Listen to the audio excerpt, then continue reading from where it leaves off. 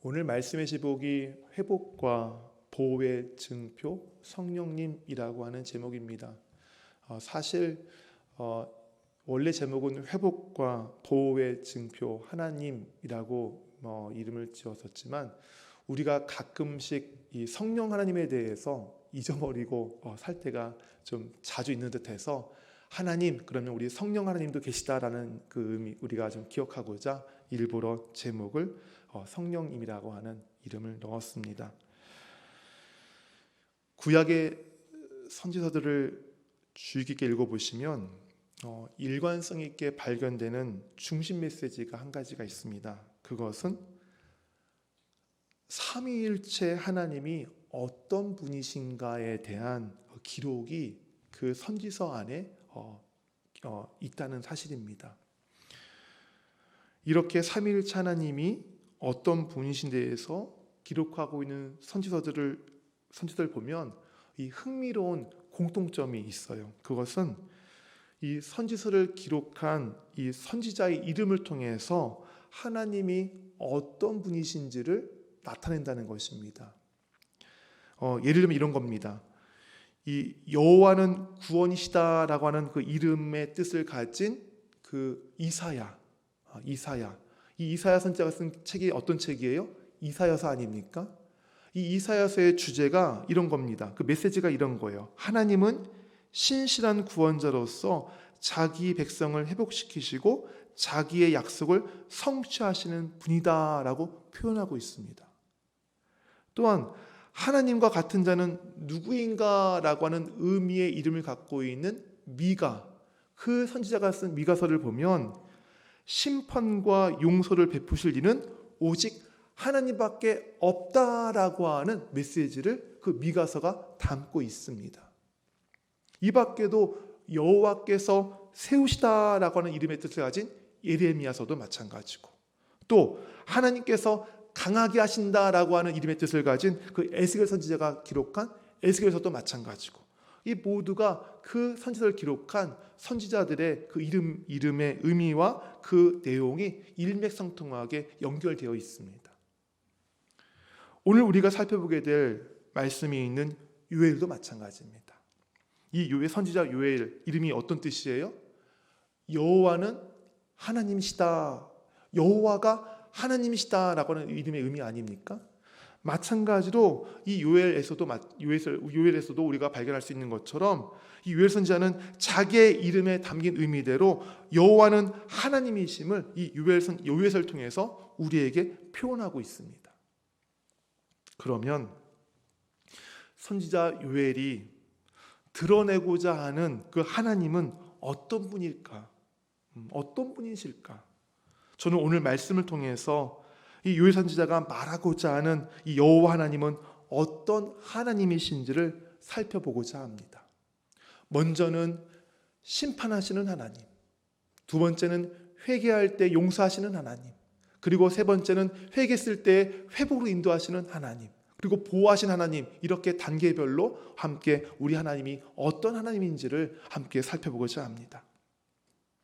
우리가 함께 읽은 이 본문 말씀을 보다 잘 이해하기 위해서는 이 선지서 요엘이 기록될 당시에 이 어떤 일이 있었는지를 우리가 좀 살펴보는 것이 큰 도움이 됩니다. 그래서 먼저 요엘이 기록된 그 시대의 배경을 살펴보면 이렇습니다.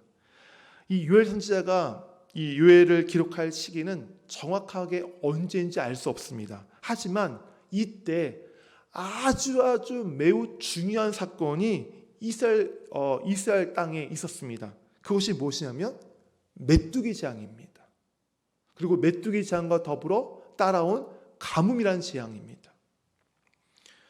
이스라엘의 땅에 임한 그 메뚜기 재앙이 얼마나 심했는지를 보려면 이 요엘 1장과 1장 2절과 3절 말씀을 보면 됩니다. 우리 요엘 1장 2절 3절 말씀을 같이 한번 읽어볼까요?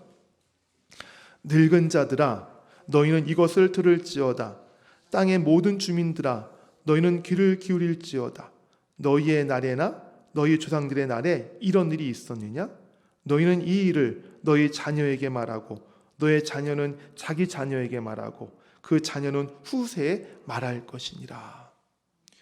이스라엘이 만난 메뚜기 재앙, 이 재앙은 이스라엘 과거 역사에도 한 번도 겪은 적이 없었고 이스라엘 사람들이 대대손손 전해줄 만큼 전무후무한 아주 굉장히 큰 사건이었습니다. 이 재앙이 어떤 결과를 가져왔는지 요엘 선지자는 계속해서 6절과 7절에서 이렇게 말하고 있습니다. 6절과 7절 말씀 같이 읽어볼까요? 다른 한 민족이 내 땅에 올라왔음이로다. 그들은 강하고 수가 많으며 그 이빨은 사자 이빨 같고 그 어금니는 암사자의 어금니 같도다. 그들이 내 포도나무를 멸하며 내 무화과나무를 긁어 말갛게 벗겨버리니 그 모든 가지가 하얗게 되었도다. 아멘. 6절에 다른 민족이 내 땅에 올라왔음이로다. 여기서 바로 이 다른 민족이란 메뚜기 떼를 말하는 거예요. 그 메뚜기 떼가 셀 수 없이 강한 그리고 셀 수 없이 많은 그 메뚜기 떼가 마치 이스라엘을 침공한 적군처럼 이스라엘을 무지막지하게 공격해서는 그 사자와 같은 강력한 그 메뚜기의 턱으로 이스라엘에 있는 모든 포도나무와 무화과나무를 갉아먹어 버렸다는 것입니다. 물론 메뚜기가 갉아먹은 것이 포도나무와 무화과나무에 관련된 것이 아닙니다. 다른 과실수들도 메뚜기로 떼로 인해서 아주 심각한 피해를 입고 말았습니다. 본문에서 나무를 긁어 말갛게 벗겨버렸다라고 하는 이 말은 나무가 다시는 살 수 없을 정도로 만들어버렸다는 거예요. 여러분 보십시오. 나무의 가지가 부러지면 그래도 그 시간이 지나고 나면 다시 그 나무의 가지가 부러진 나무지만 열매가 맺히지 않습니까? 그런데 이 메뚜기가 메뚜기가 나무를 긁어 말갛게 벗겨버린 나무는 시간이 지나도 다시 열매를 맺을 수 없는 소생불능 상태가 되고 말았다는 거예요. 포도나무와 무화과나무와 많은 과실수들이, 특별히 포도나무와 무화과나무는 이스라엘 땅에 있어서 매우 중요한 나무입니다. 포도나무는 포도즙을 짜죠. 무화과나무는 식량의 한 가시를 공급해주는 나무 아닙니까? 이 나무들이 다시는 소생불능하다는 사실은 이스라엘 그 지역, 전 지역의 경제 시스템이 완전히 마비됐다는 거예요. 식량 배급 시스템이 완전히 마비됐다는 것을 뜻하는 것입니다. 더욱이 메뚜기 재앙을 만난 이스라엘은 엎친 데 덮친 격으로 심한 가뭄까지 찾아왔습니다. 메뚜기 떼가 곡식이며 나무며 들판에 있는 모든 풀들을 다 갉아먹어 버리니까 이 나무와 풀이 사라진 땅이 더 이상 그 이슬로 인한 그 수분들을 저장하지 못하는 거예요. 어떻게 되겠습니까? 저장하지 못하니까 해가 뜨면 다 말라버리고 그렇게 되니까 땅이 황폐해져 버리는 것입니다. 모든 땅들이 수분을 다 잃어버리고 땅이 갈라지는 그런 가뭄을 맞이하게 되고 말았습니다. 강력한 메뚜기 떼의 재앙과 심한 가뭄을 인해서 먹을 것이라고는 구경조차 할 수 없는 이스라엘이 되고 말았습니다. 이로 인해서 그 땅에 있는 사람들은 고통을 겪기 시작합니다. 사람뿐만 아닙니다. 소떼며 양떼들까지, 심지어는 들짐승들까지 그 땅에서 먹을 것이 없어서 그것을 찾느라 괴로워합니다. 이렇게 이스라엘 땅에 임한 메뚜기 떼의 재앙과 가뭄의 재앙, 이로 인한 사람이며 동물이며 할 것 없이 겪게 되는 극심한 고통, 이것은 다름 아닌 하나님의 날에 대한 선포입니다. 이스라엘에게 임한 메뚜기 재앙과 가뭄 재앙은 죄악에 빠져 불순종한 이스라엘 향한 하나님의 심판과 징계를 상징하는 것입니다. 이제 거의 1년이 다 되어갑니다. 개월수로 10개월째가 됐습니다. 여전히 지금 우리가 아시다시피 이 코로나 바이러스가 이 우리나라를 비롯해서 전 세계에 지금 큰 고통을 주고 있습니다. 특히 우리나라에 지금 번지고 있는 이 코로나 바이러스의 확산, 이 추세가 심상치가 않아요. 백신이 개발되었다는 소식이 있지만 그 백신을 언제 맞을지, 또 그 치료제가 언제 나올지 기약이 없는 상황입니다. 어제 확진자 수가 950명을 넘었더라고요. 이제 곧 1000명, 또 기하급수적으로 이 1000명 이상 될 거라고 하는 이 전문가들의 말이 있습니다. 백신 접종이 시작될 때까지, 또 치료제가 나올 때까지 우리는 이 당분간 이 코로나 바이러스로 인한 두려움과 고통을 오롯이 견뎌내야 되는 상황에 있습니다. 저와 여러분들은 우리가 겪고 있는 이 전 세계, 우리뿐만 아니라 이 전 세계가 겪고 있는 이 코로나 바이러스, 우리는 이것을 통해서 유엘서에 기록되어 있는 메뚜기 재앙과 우리는 함께 봐야 합니다. 세상에서는, 언론에서는, 사람들은 이것을 단순히 바이러스의 한 확산이라고들 얘기하고 있지만, 이 요엘서를 보면 이 요엘과 지금에 있는 상황이 너무나 닮아 있다는 사실을 저는 발견합니다. 단지 다른 점이라고는 요엘에 기록되어 있는 메뚜기 재앙은 눈에 보이는 메뚜기이고, 우리가 겪고 있는 이 재앙은 눈에 보이지 않는 바이러스라는 점, 그거 하나만 다를 뿐입니다. 요엘 선지 당시에 메뚜기 재앙을 통해서 이스라엘 땅에 있는 경제 시스템이 무너지고 식량 배급 시스템이 무너지고 모든 것이 다 무너지고 사람들이 고통을 당했던 것처럼, 지금 이 코로나로 인해서 지금 보십시오. 우리 주변에 있는 이 경제와 재정 이 시스템이 무너져서 얼마나 많은 사람들이 지금 고통을 당하고 있습니까? 어제 통계청에서 발표를 했더라고요. 지금 이 코로나 바이러스 그러니까 이후에 그 직장을 잃거나 또는 직장으로부터 그 받는 그 급여가 준 사람들이 우리 국민의 반을 차지한다고 합니다. 지금 이렇게 어려운 상황에 지금 우리가 놓여 있습니다. 또한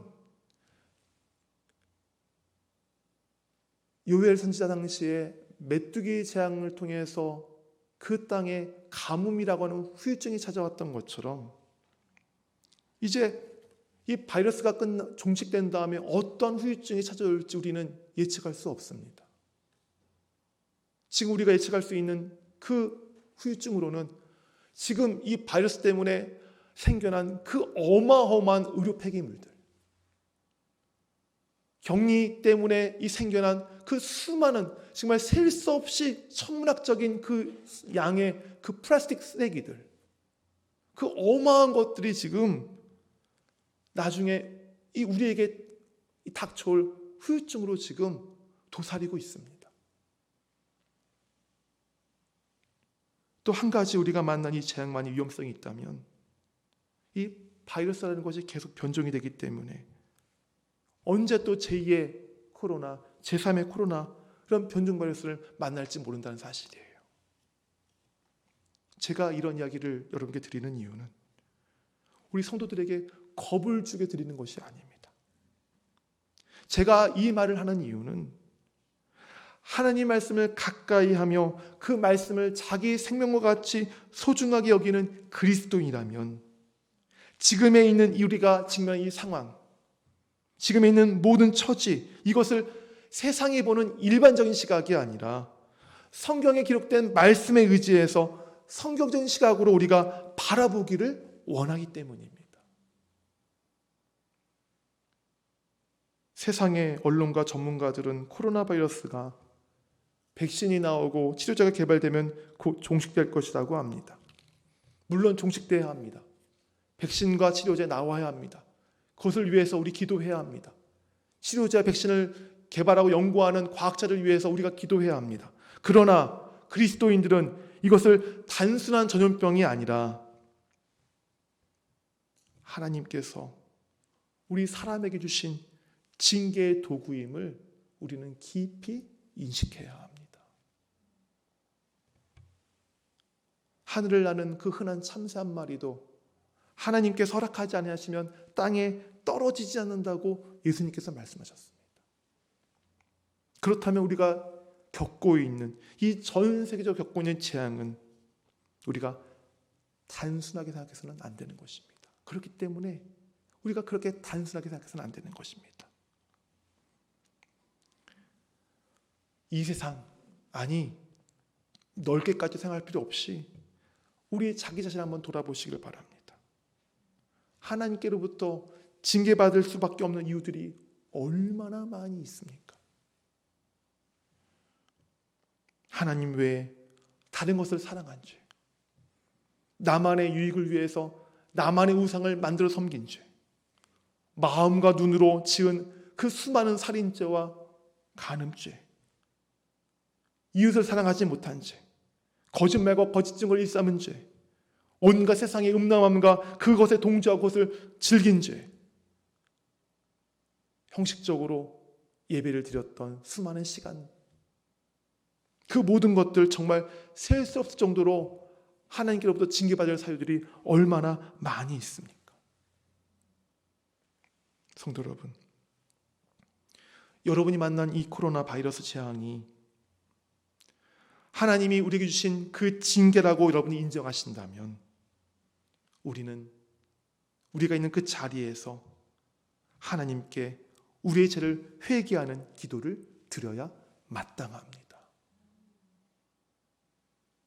그냥 단순하게 하나님 죄를 용서해 주세요, 그게 아닙니다. 요엘 선지자가 말한 대로 금식하며 마음을 찢는 회개 기도를 하나님께 드려야 합니다.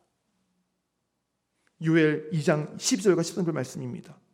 여호와의 말씀에 너희는 이제라도 금식하고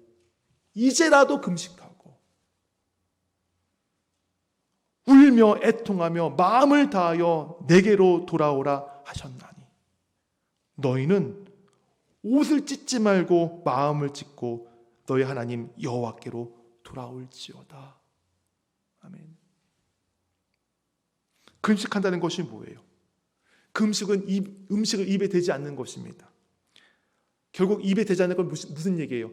나의 생명을 사랑하지 않겠다는 것입니다. 나의 생명을 중요하게 여기지 않겠다는 것입니다.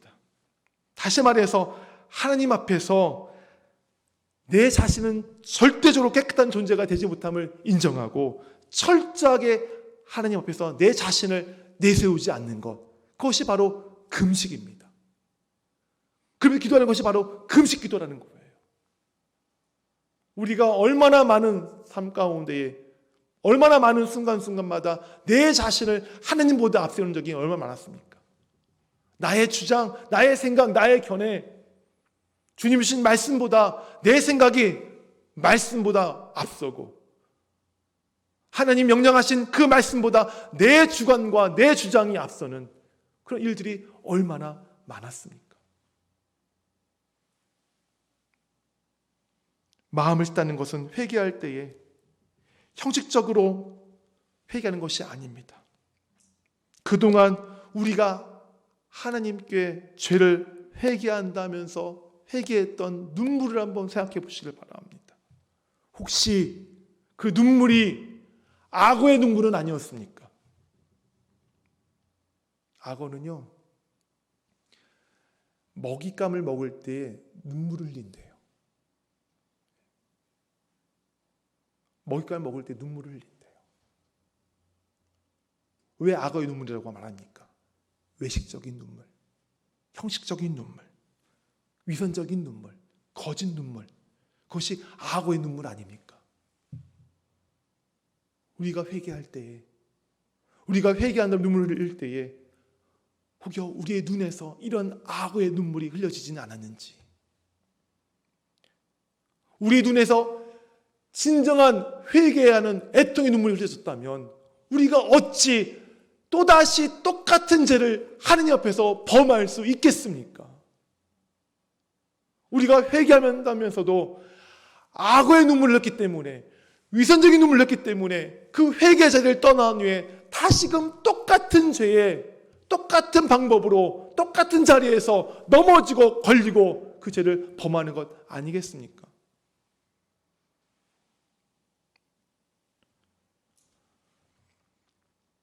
이제는 하나님께 우리의 마음을 찢듯 애통하는 마음으로 우리의 죄를 고하고 회개해야 합니다. 내 자신을 부정하지 못하고 형식적으로만 회개하는 그 기도 100번, 1000번 하나님께 드려봤자 소용이 없습니다. 변화되지 않습니다. 이 재앙 끝나지 않습니다. 내가 하나님께서 베풀어주신 죄사함의 은혜를 받기 원한다면, 죄악의 올무로부터, 죄악의 사슬로부터 풀려나기를 원하신다면 내 자신을 부정하고 죄에 대해서 마음을 찢는 비통함과 절박함으로 회개해야 합니다.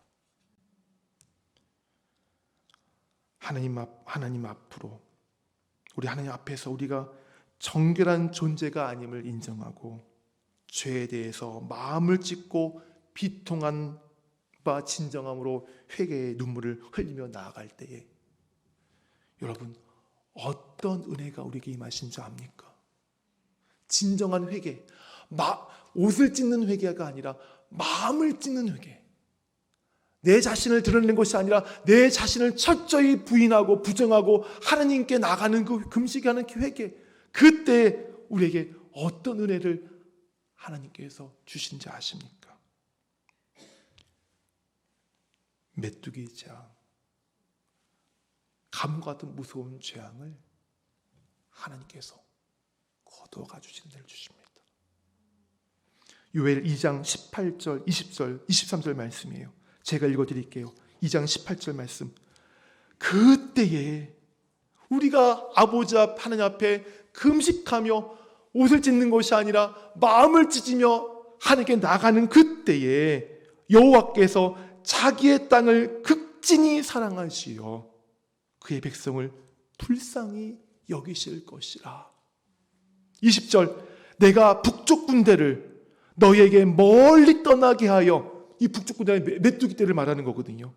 내가 북쪽 군대를 너희에게서 멀리 떠나게 하여 메마르고 적막한 땅으로 쫓아내리니 그 앞에 부대는 동해로 그 뒤에 부대는 서해로 들어갈 것이라. 상한 냄새가 일어나고 악취가 오르니 이 큰 일을 행하였음이라 하시리라. 여러분 생각해 보세요. 하나님께서 이스라엘 땅을 뒤덮고 있는 메뚜기 떼를 그 자리에서 메뚜기 떼를 다 죽여버렸다 생각해 보세요. 그 땅을 뒤덮고 있는 메뚜기 사체 때문에 온통 썩은 내가 진동할 것입니다. 질병이 날 것입니다. 그런데 하나님께서 어떻게 하신다고요? 그 메뚜기 떼를 바다로 물러가게 하셔서 그 바다에서 그 메뚜기 떼를 처리하신대요. 이스라엘 땅에는 어떠한 해도 입지 않도록 그 메뚜기 떼를 하나님께서 친히 물리치시고 떠나게 하신다는 것입니다. 23절 말씀을 보세요. 시온의 자녀들아, 너희는 너희 하나님 여호와로 말미암아 기뻐하며 즐거워할지어다. 그가 너희를 위하여 비를 내리시되, 가뭄이 끝났어요. 비를 내리시되 이른 비를 너희에게 적당하게 주리니 이른 비와 늦은 비가 예전과 같을 것이라. 마음을 찢는 회개를 하는 이스라엘 땅 백성들에게 하나님이 이렇게 재앙을 물러가게 하신다는 은혜를 베푸십니다. 그것뿐입니까? 하나님은 진정한 회개를 할 때에 메뚜기 떼와 가뭄의 무서운 재앙을 거두어 가실 뿐만 아니라 그 재앙 때문에 산산이 부서지고 무너지고 파괴된 모든 것을 하나하나 회복시켜 주시겠다고 말씀하십니다. 요엘 2장 21절과 22절 그리고 25절과 26절 말씀 제가 읽어드릴게요. 21절. 땅이여 두려워하지 말고 기뻐하며 즐거워할지어다. 여호와께서 큰 일을 행하셨음이로다. 들짐승들아 두려워하지 말지어다. 들의 풀이 싹이 나며 나무가 열매를 맺으며 무화과 나무와 포도나무가 다 힘을 내는도다. 메뚜기 떼가 말갛게 벗겨버리고 간 그 나무들이 다시 소생한다는 것입니다. 25절 26절 내가 전에 너에게 보낸 그 큰 군대 곧 메뚜기와 느치와 황충과 팥중이와 먹은 횟수대로 너에게 갚아주리니. 26절 너희는 먹되 풍족히 먹고 너희에게 놀라운 일을 행하신 너희 하나님 여호와 이름을 찬송할 것이라. 내 백성이 영원히 수치를 당하지 아니하리로다. 마음을 찢는 회개, 애통하며 절박한 마음으로 자신이 지은 죄를 회개하는 그 사람에게, 그 민족에게 하나님께서 이런 회복의 은혜를 내려주십니다. 그런데 더 놀라운 은혜가 있어요. 하나님께서 회개하는 자녀들에게 회복뿐만 아니라 또한 이런 은혜를 또 주십니다. 28절 그 후에 내가 내 영을 만민에게 부어주리니 너의 자녀들이 장래일을 말할 것이며 너의 늙은이는 꿈을 꾸며 너의 젊은이는 이상을 볼 것이며 그때 내가 또 내 영을 남종과 여종에게 부어줄 것이며. 하나님이 죄를 용서하시고 그동안 힘들었던 모든 것들을 다 회복시켜 주시는 것뿐만 아니라 하나님의 영, 다시 말하면 성령님을 회개하는 모든 자들마다 그의 계층, 그의 직업, 그가 나이가 많든 나이가 적든 어떤 일을 하든 출신이 어떻든 간에 상관없이 하나님께 나오는 자들마다, 하나님께 회개하는 자들마다, 애통하며 마음을 찢며 나가는 그 자들마다 하나님이 하나님의 영, 성령님으로 충만하게 부어주신 은혜를 함께 하신다는 것입니다. 보세요. 장래일을 말할 것입니다. 장래일이 뭡니까? 여기서는 미래를 말한다는 얘기보다는 하나님 말씀의 그 복음을 받아서 사람들에게 선포하는 것을 말하는 거예요. 여러분, 복음 안에는 장래일이 있어요. 어떤 일입니까? 장차 예수 그리스도께서 이 땅에 오실 것이라는 장래일입니다. 장차 예수 그리스도를 믿는 자들마다 구원을 받게 될 것이라고 하는 그 장래일이 복음에서 기록이 되어 있습니다. 그 복음을 전하는 일들을 하나님께서 회개하는 자들마다 맡기신다는 겁니다. 성령님을 통해서. 또한 꿈을 꾸고 이상을 보게 될 것입니다. 예전에는 사람의 즐거움을 어떻게 하면 내가 더 즐거움을 위해서 내가 더 많은 것을 가질까, 그것이 비전이었지만 회개하며 나오는 백성들에게는 하나님께서 그 꿈을 갖게 하시는데 어떤 꿈이냐면 하나님이 꾸신 그 비전. 오늘날로 말하면 복음이 이 세상 구석구석에 선포되는 그 비전. 더 정확하게 말하면 마태복음 28장 19절과 20절 기록된 그 말씀. 그러므로 너희는 가서 모든 민족을 제자로 삼아 아버지와 아들과 성령 이름으로 세례를 주고 내가 너희에게 분부한 모든 것을 가르쳐 지키게 하라는 이 지상명령을 나의 비전으로 삼고 그 비전을 가장 소중한 것으로 여기며 그 비전을 향해서 나가는 그 은혜들을 애통하며 진지하고 비토하는 마음으로 회개하는 모든 자들에게 성령님을 통해서 그런 은혜들을 주신다고 하시는 것입니다. 말씀 맺겠습니다. 29절과 30절 말씀입니다. 우리 같이 읽겠습니다. 누구든지 29절입니다. 그때에 내가 또 내 영을 남종과 여종에게 부어줄 것이며 내가 이적을 하늘과 땅에 베풀리니 곧 피와 불과 연기둥이나 여호와의 크고 두려운 날이 이르기 전에 해가 어두워지고 달이 핏빛같이 변하려니와 누구든지 여호와 이름을 부르는 자는 구원을 얻으리니 이는 나 여호와의 말대로 시온산과 예루살렘에 피할 자가 있을 것이며 남은 자 중에 나 여호와의 부름을 받을 자가 있을 것임이라. 아멘. 29절과 32절 말씀은 세상에 대한 심판이 있는 하나님의 날에 하나님의 이름을 부르는 사람들은 죄와 사망의 권세에서 완전히 해방된다는 말씀입니다. 저는 이 말씀을 오늘날 저와 여러분에게 이렇게 적용하고 싶습니다. 세상에 심판이 있는 마지막 날, 하나님의 이름을 부를 때에 그 이름을 부름받는 자들이 구원을 받는 것처럼 지금 우리가 만난 이 재앙의 상황에서 벗어나는 길 역시도 오로지 여호와의 이름을 부르는 것입니다. 그렇기 때문에 오랫동안 어려움과 고통 속에 지쳐있는 성도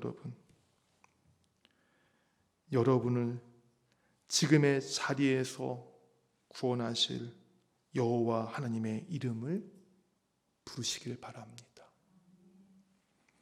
여호와 이름을 부르는 자마다 우리 하나님께서 피할 곳을 예비하시고 그곳에서 보호하실 것입니다. 여호와 이름을 부르는 자들마다 여호와 하나님께서 그의 이름을 불러 주실 것입니다. 우리 하나님은 죄에 대해서 가차없이 심판하시는 분이지만 그 죄인이 회개하고 돌아올 때에 용서하시고 회복시키시며 그를 보호하시고 그를 안전하게 이끄시는 분이십니다. 우리 모두 이러한 우리 하나님의 이름을 부르는 한 주가 되기를 원합니다. 우리 모두 이러한 여호와의 복된 이름을 부르는 저와 여러분의 인생이 되기를 간절히 소원합니다. 기도드리겠습니다.